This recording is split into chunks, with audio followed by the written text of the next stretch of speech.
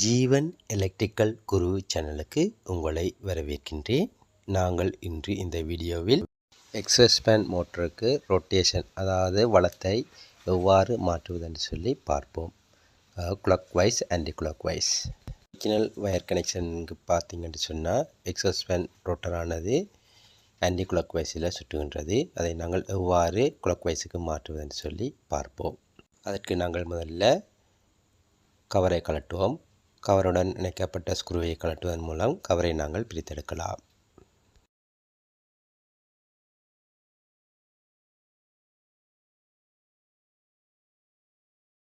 கவரில் இரண்டு ஸ்க்ரூக்கள் இருக்கின்றன. அந்த இரண்டு ஸ்க்ரூவையும் இதே போல் கழட்டி எடுத்துக்கொள்வோம்.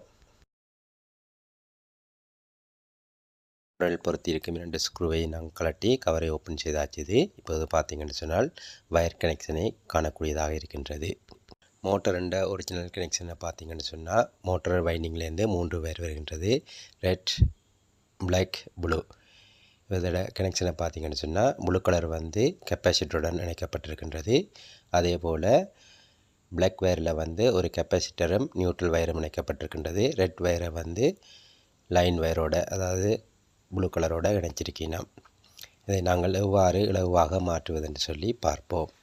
கெப்பாசிட்டியில் இருக்கிற இரண்டு வயரையும் நாங்கள் கட் பண்ணிவிட்டு கருப்பு கலர் வயரை தனியாக கெப்பாசிட்டருடனும் ப்ளூ கலர் வயரை கெப்பாசிட்டருடன் இணைத்து லைன் வயருடன் இணைப்போம்.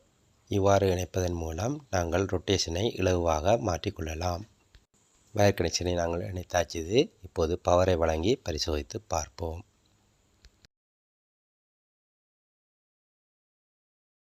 இப்போது பவரை வழங்கி பரிசோதித்து பார்ப்போம்.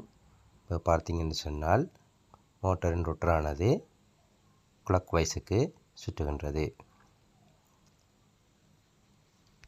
இவ்வாறு செய்வதனால் என்ன பிரச்சனைன்னு சொன்னால் ஸ்டார்டிங் கோயில் மெல்லிய கேஜாக டர்ன்ஸ் குறைவாக இருக்கும்.